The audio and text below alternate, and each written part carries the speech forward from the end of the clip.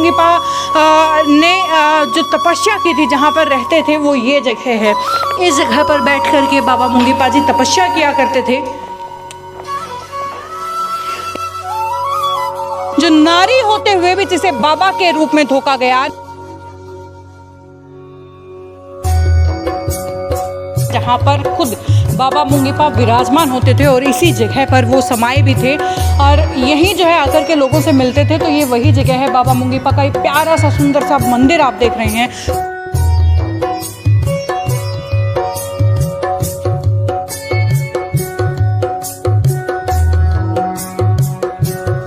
इस मंदिर से आप नज़र दौड़ाएंगे ना तो पूरा का पूरा तोशाम शहर या तोशाम कस्बा जो है आपको यहाँ से नज़र आता है।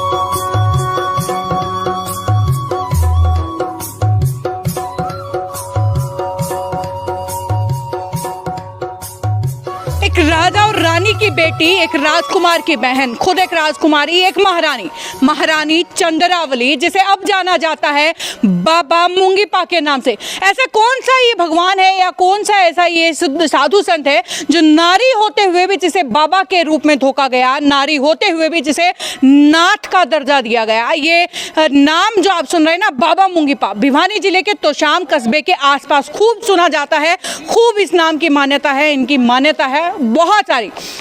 क्या इनके पीछे की कहानी है, आखिरकार तोशाम के इस पहाड़ से ही उनकी आस्था क्यों जुड़ी है, बहुत सारी कहानी है, बहुत सारे लोग जानना चाहते हैं। तो चलिए आपको सुनाती हूँ महारानी चंद्रावली से बाबा मुंगीपा तक बनने की कहानी, और आज उसके बाद उसका सुनाऊंगी आपको उनके किस्से कि आखिरकार उनके चमत्कार कैसे होते हैं, आसपास के लोग उनको लेकर के कैसी आस्था रखते हैं। आपको लेकर के आई हूँ जो सबसे ऊंचा जो मंदिर है, जहाँ पर खुद बाबा मुंगीपा विराजमान होते थे और इसी जगह पर वो समाये भी थे और यहीं जो है आकर के लोगों से मिलते थे। तो ये वही जगह है, बाबा मुंगीपा का एक प्यारा सा सुंदर सा मंदिर आप देख रहे हैं, खूब अच्छे ढंग से सजाया गया है। वैसे मंदिर जो है आसपास और भी ढेर सारे हैं, तो चलिए सारा नज़ारा इस मंदिर का दिखा देती हूँ।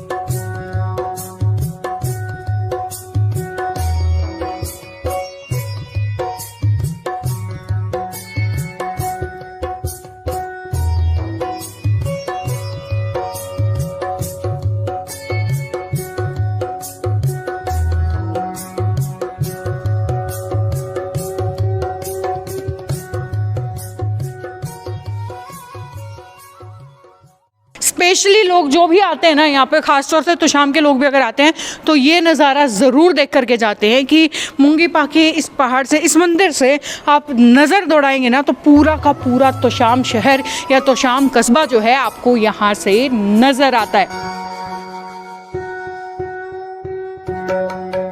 और उसके बाद बैक टू द स्टोरी। तो भाई अब मुंगीपा जी की स्टोरी आपको सुनाऊंगी, पूरा पहाड़ भी साथ साथ आपको घुमाऊंगी। कहते हैं मुंगीपा जी एक पुरुष नहीं बल्कि एक नारी थी और इनका असली नाम था चंद्रावली, महारानी चंद्रावली। हाँ बिल्कुल ये बात आपने सच सुनी है कि ये एक राजा रजवाड़े के परिवार से संबंध रखते थे। राजा पद्मसेन व रानी मैनावती की ये बेटी थी और उनका एक बेटा भी था, रानी मैनावती और राजा पद्मसेन का, जिसका नाम था गोपीचंद। एक दिन ऐसा आया जब रानी मैनावती का सुहाग उजड़ गया, राजा पद्मसेन जो है अकाल मृत्यु को प्राप्त हुए। ऐसे में रानी मैनावती बहुत ज़्यादा परेशान रहने लगी, दुखी रहने लगी। एक दिन कुछ इसी तरीके से बैठ करके अपने बेटे गोपीचंद को देख रही थी। दरअसल रानी मैनावती व राजा पद्मसेन के 2 बच्चे थे, जिसमें से लड़के का नाम था गोपीचंद और उनकी बहन का नाम था चंद्रावली। तो उसके बाद हुआ ऐसा कि एक दिन वो इसी तरीके से अपने बेटे को नहाते हुए देख रही थी और उनके मन में एक बात आई कि मेरा बेटा जो इतना सुंदर है, साक्षात कामदेव का रूप है, कहीं अकाल इसे अपने आगोश में भी ना ले ले, कहीं अकाल मृत्यु इसकी भी ना हो। और यही डर एक दिन रानी मैनावती को उनके भाई, जो कि एक बहुत बड़े साधु संत हुआ करते थे, उनके पास ले पहुंचा, जिनका नाम था भर्तरी, साधु भर्तरी। अपनी बहन के कहने पर विवश हो गए और परेशान होकर उन्होंने कह दिया कि ये प्रकृति के खिलाफ है, मगर ऐसा मैं कर दूंगा, तुम्हारे बेटे को मैं अमर ज़रूर करवा दूंगा, लेकिन उसके लिए गोपीचंद को खूब तपस्या करनी होगी, खूब परिश्रम करनी होगी और तभी जा कर के ये संभव हो पाएगा। इस बात पर रानी मैनावती एक बार के लिए दुखी तो हुई, मगर बाद में अपने भाई की बात से सहमत भी हो गई और उसके बाद शुरू हुआ सिलसिला गोपीचंद, राजकुमार गोपीचंद के नाथ बनने का। जो साधु संत थे भर्तरी, उन्होंने खूब परिश्रम करवाई, खूब जो है गोपीचंद से तपस्या करवाई। पहले उन्हें दीक्षा दी, फिर तपस्या करवाई और एक दिन जब उन्हें लगा कि अब इनकी तपस्या पूरी हो गई है तो वो अपने गुरु गोरखनाथ जी के पास उनको लेकर के पहुँचे और गुरु गोरखनाथ जी से ये गुहार लगाई कि आप मेरे भांजे को, या यूँ कहिए कि मेरे शिष्य को, जीवन अमर का वरदान दीजिए, अमर का वरदान दीजिए। उस पर गुरु गोरखनाथ जी ने एक बार मना तो ज़रूर किया, मगर अपने शिष्य की गुहार से विवश होकर के उन्होंने हाँ भी भर दी, लेकिन हाँ से पहले रखी एक शर्त। और क्या थी वो शर्त? वो शर्त ये थी कि राजकुमार गोपीचंद को या नाथ गोपीचंद को अपने पूरे परिवार से भिक्षा लेनी होगी और उन्हें माता कहकर पुकारना होगा, तभी गोपीचंद अमृतत्व को प्राप्त होंगे।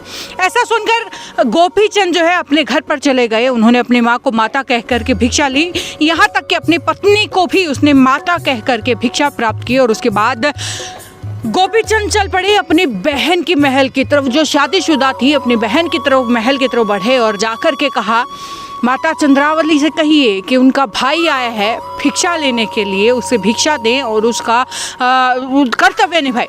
उसके बाद जो दासियां वहाँ थी ना, जो रानी चंद्रावली के महल में, तो उन्हें लगा कि अरे एक रानी का भाई क्या एक ऐसा भिक्षा मांगने वाला होगा। तो ऐसा सोच करके उन्होंने उसका उपहास उड़ाया, उसकी बेइज्जती की और गोपीचंद को वापस भेज दिया, ये कह करके तुम हो ही नहीं सकते हमारी रानी के भाई। इस पर गोपीचंद उदास हुए और वापस दौड़ पड़े। लेकिन रानी चंद्रावली को जब ये बात पता चली ना, तो रानी चंद्रावली दौड़ी चली आई तो देखा कि उनका भाई अब उस दरवाजे पर नहीं था। इस पर रानी चंद्रावली दौड़ करके अपने महल की छत पर गई, जो महल का सबसे ऊंचा हिस्सा था, वहाँ गई।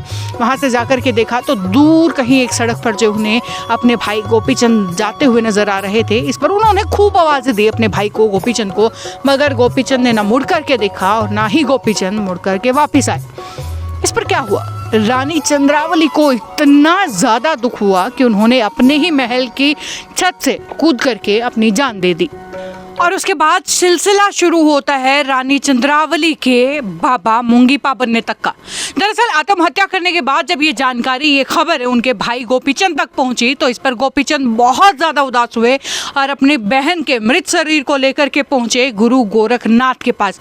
उन्होंने उनसे गुहार लगाई कि चाहे कुछ भी हो, मैं इस दुख के साथ, इस आपने मुझे अमृतों का वरदान तो दे दिया, लेकिन मैं इस कलंक के साथ ताउम्र नहीं जी सकता, इसलिए मैं चाहता हूँ कि आप मेरी बहन को वापस से जीवित कर दे। इस पर गुरु गोरखनाथ ने एक बार फिर मना किया कि ये प्रकृति के खिलाफ है, मगर एक भाई की जिद अपनी बहन की जिंदगी के लिए, उसके आगे गुरु गोरखनाथ भी हार गए और उन्होंने ये वरदान तो दिया कि रानी चंद्रावली दोबारा वापस से जिंदा हो तो जाएगी, मगर उसे बदले में अपने आप को भक्ति में लीन करना होगा, कठोर तपस्या करनी होगी और वापस आकर के जब ये वापस जीवित होगी तो इसे अपना घर, अपना संसार छोड़ना होगा और एक नाथ की तरह अपना जीवन व्यतीत करना होगा। और इसके साथ ही उन्हें गुरु जालंधर नाथ का शिष्य भी बनना होगा। इस पर गोपीचंद ने ना आओ देखा ना ताओ और उन्होंने झट से गुरु गोरखनाथ जी की ये बात मान ली। उसके बाद गुरु गोरखनाथ जी ने रानी चंद्रावली को, या उनका जो बदला हुआ नाम है यानी कि बाबा मुंगीपा, उन्हें वापस से जीवित किया गया। जीवित करने के बाद जो है उन्हें नया नाम दिया गया जो बाबा मुंगीपा है। और उसके बाद जैसा कि कहा गया था, उन्होंने अपनी घर संसार, जो घर गृहस्थी होती है, उसका त्याग कर दिया और अलग अलग जगह जाकर के तपस्या करने लगे। अलग अलग जगह जाकर के कठोर तपस्या करते थे और उन्हीं में से एक जगह है ये तो शाम का पहाड़, जहाँ बाबा मुंगीपा तपस्या करते थे ना, उस गुफा के अंदर आपको लेकर के चलती हूँ। कहते हैं कि बाबा मुंगीपा ने जो तपस्या की थी, जहाँ पर रहते थे, वो ये जगह है। इस जगह पर बैठ कर के बाबा मुंगीपा जी तपस्या किया करते थे। इसी जगह रहते भी थे, यहीं बैठ करके, इसी गुफा के अंदर बैठ करके तपस्या भी करते थे बाबा मुंगीपा। और ऐसा कहा जाता है कि बाबा मुंगीपा को एक नहीं, दो नहीं, बल्कि 84 योनियाँ, 84 सीधियाँ जो हैं प्राप्त थी बाबा मुंगीपा को। और एक दिन यहीं बैठ कर के कुछ इसी तरीके से तपस्या कर रहे थे और तपस्या करते समय एक गाय उनके पास आ गई। न जाने ऐसा क्या हुआ कि गलती से बाबा मुंगीपा जी का हाथ लगने से वो गाय पहाड़ से गिर गई और उस गाय की मृत्यु हो गई।